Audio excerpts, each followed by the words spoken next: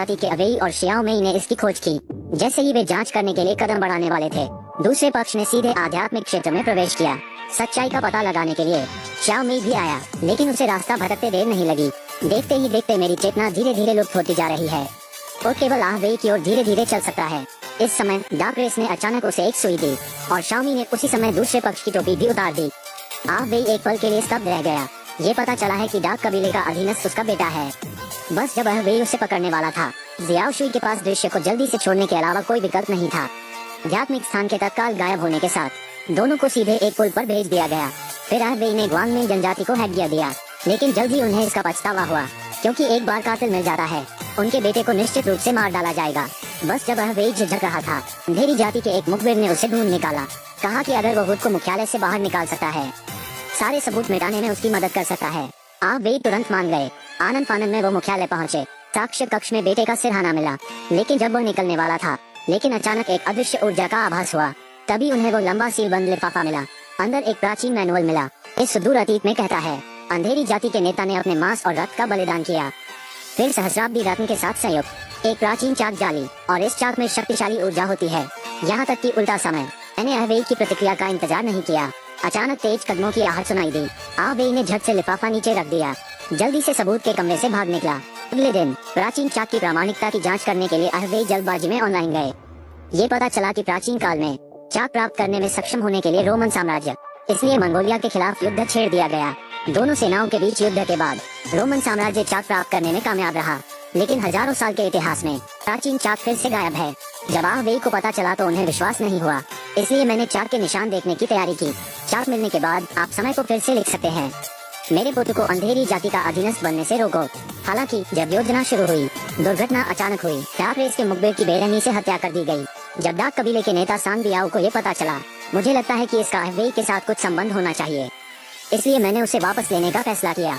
दूसरी ओर आहवेई की रक्षा के लिए राष्ट्रीय नेता फिर आहवेई को मारने के लिए एक जादू का प्रयोग करें।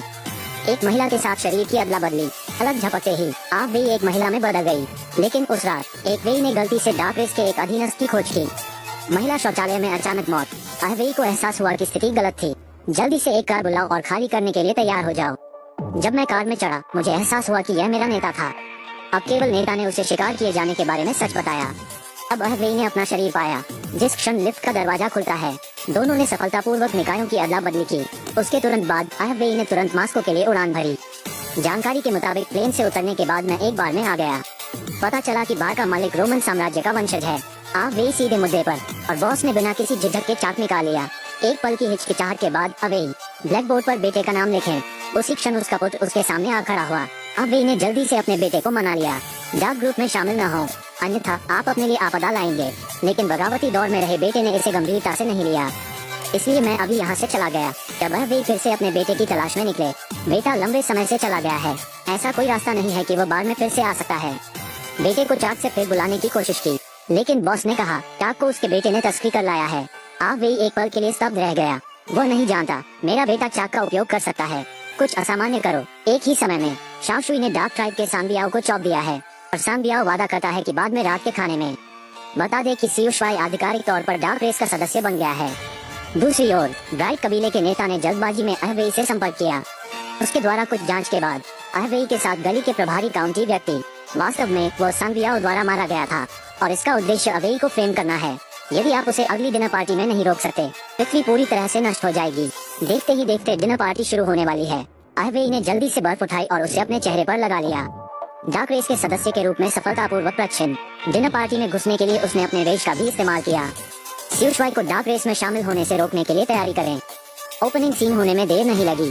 पृथ्वी के विनाश के अंतिम क्षण में ग्वांगमिंग जनजाति के नेता ने समय रहते आहवेई को बचा लिया। सफलतापूर्वक चाक प्राप्त करने के बाद आहवेई ने जल्दी से 18 साल पहले यात्रा की। इस समय जियाओ शुई का जन्म नहीं हुआ था। दुनिया को बचाने के लिए आहवेई ने अपनी पूर्व पत्नी को याद करना चुना, और वो दुनिया को बचाने के लिए हीरो बन गया। वीडियो भी यही खत्म होता है।